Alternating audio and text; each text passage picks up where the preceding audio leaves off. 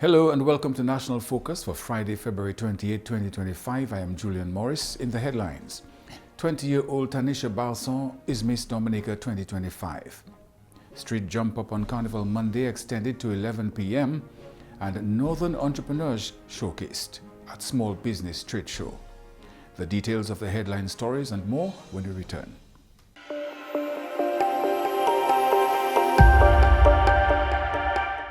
Welcome back.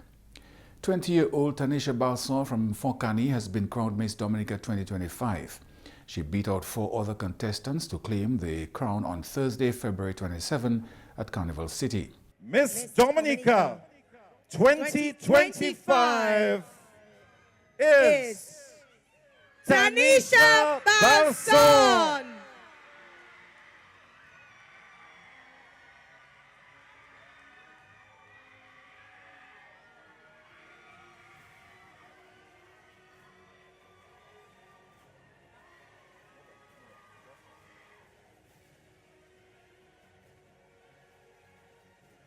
We have a new queen. On her journey to the throne, Miss Balsom took home many of the night's awards, including Miss Photogenic, Best National Spectacular Wear, Best in National Spectacular Wear, Best Talent, Best Evening Wear, and Best in Evening Wear.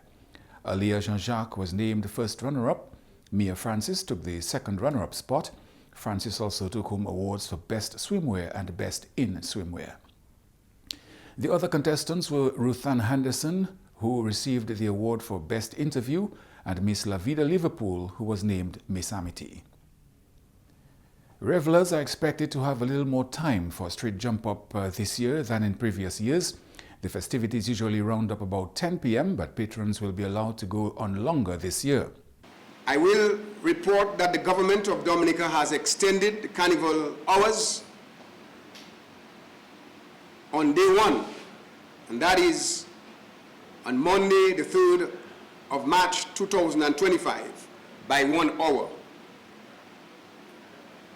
Therefore, Carnival will be celebrated from 4 a.m. to 11 p.m. on Monday, 3rd March 2025, and from 8 a.m. to 10 p.m. on Tuesday, March 4, 2025. Just to re-emphasize, Carnival will be celebrated from 4 a.m. to 11 p.m. on Monday, March 3rd, 2025, and from 8 a.m. to 10 p.m.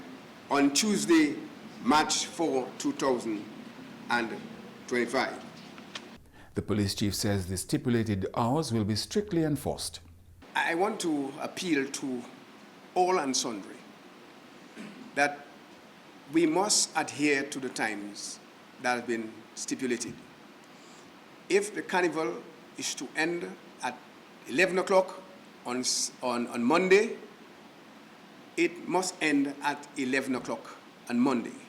There should be no band or music or crowds gathered on the streets after 11 o'clock on Monday. And that is why we ask that the populace adhere strictly to the carnival order. So on Monday, 11 o'clock, we expect all bands to be shut down by 11 o'clock, and the streets, no more music or dancing in the streets, public dancing in the streets, anywhere. Roseau, Granby, Portsmouth, wherever it is, 11 o'clock, we shut down. The public has been cautioned to strictly adhere to the carnival order. Section 5(1) of the order mandates the prohibition of noisy instruments in a public place before 4 a.m. and after 11 p.m. on Monday, March 3rd, 2025, and before 8 a.m. and after 10 p.m. on Tuesday, March 4, 2025. Revelers who intend to wear masks must have registered with the Dominica Festival Committee and have obtained a registration number tag which must depict or carry the number of the person with the mask. This number must be visible. So if someone wishes to carry a mask, that person is expected to be registered with the Dominica Festival Committee and must obtain a registration number tag which must be displayed visibly to everyone. No one is allowed to wear a mask before 8 a.m. and after 6 p.m. on Carnival days. Fireworks, lighted torches and weapons are also strictly prohibited. Carnival organizers are asked to adhere. Firearms, cutlasses, knives, ice pick, gas bottles, all of these are not to be permitted in the ban. It is an offense to have any of these in the ban. Carnival organizers are asked to adhere to the designated carnival routes only. Cameras will be installed within the city. Anyone who infringes or commits any offense during the carnival will be arrested and prosecuted to the full extent of the law. There will be no tolerance for anyone who intends to use carnival to commit acts of violence or crime. Let me assure you, the public, that the police officers will be deployed in full numbers in the city and have been mandated to be professional but firm in discharging their functions. The police have also outlined the route which the Carnival Street Jump-Up is expected to follow on Monday and Tuesday. We'll start with the Carnival route, and the instruction is the bands must proceed along the following route.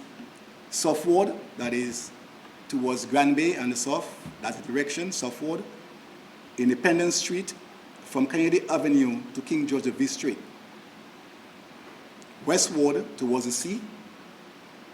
King George V Street is a major street between Independence Street to James Charles Boulevard. Northward, facing Portsmouth. The main street is the James Charles Boulevard from National Bank of Dominica to Easter Trading.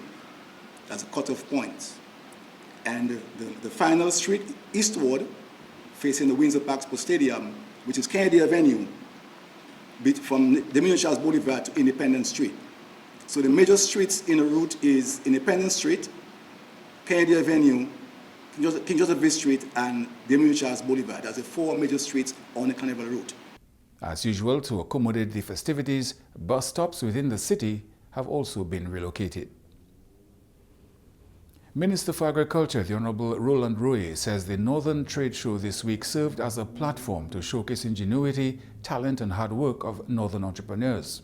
Your dedication to fostering a thriving small business sector is commendable, and we deeply appreciate the role you play in driving economic activity in our communities. Small businesses are the backbone of our economy and the heartbeat of our social fabric. They provide employment, promote innovation, and contribute significantly to national development, whether in agriculture, tourism, manufacturing, or services. Small enterprises empower individuals and uplift communities. The Agriculture Minister said when small business is supported, we are not only fostering economic growth, but also strengthening the foundation of our society. As a government, we recognize the vital role of small businesses, and we continue to create opportunities for growth and expansion. Here in the North, we are making strategic investments that will generate economic activity and provide a fertile environment for entrepreneurs to thrive. The construction of the marina in Portsmouth will enhance our tourism sector, attracting visitors and creating new businesses or business opportunities for vendors, service providers, and local producers. Additionally, we are facilitating the private sector in the construction of new hotels, further boosting tourism and increasing the demand for local goods and services. The ongoing construction of the International Airport is another transformative project that will open new doors for trade, tourism, and business expansion.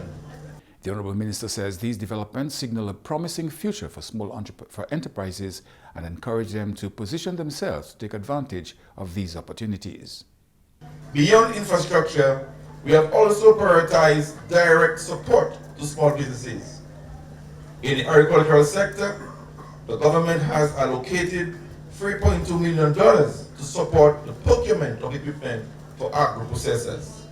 This investment aims to modernize operation, improve efficiency, and enhance the competitiveness of local produce goods. We are currently evaluating the bids for the procurement of the equipment for 148 agro-processors, and a contract will be awarded over the next few weeks. We urge the agro-processors to utilize the support effectively and continue innovating and refining their products.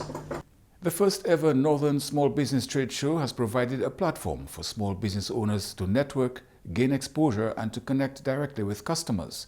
The event was organized by the Small Business Support Unit of the Ministry of Labour. This event marks an important milestone in our collective efforts to strengthen, support, and showcase our local entrepreneurs' incredible talent, creativity, and resilience. Small business is the backbone of our economy. They represent dreams, the hard work, the determination of individuals who dare to innovate, who dare to create, and to contribute to our community's economic and social fabric. Her worship said it was a demonstration of what can be achieved when we invest in local talent and prioritize sustainable economic development. Your commitment to empowering small business is commendable and invaluable to the town and the wider Northern region. As we celebrate the spirit of Carnival 2025, let us also embrace the spirit of entrepreneurship, innovation, and collaboration. I encourage every one of you to explore, to support, and invest in the outstanding businesses showcased here today. Immerse yourselves in what they're offering. Let us support our small businesses. Let us support our entrepreneurs and help them by becoming ambassadors of their products and services, all in an effort to help them grow. You're watching National Focus. More when we return.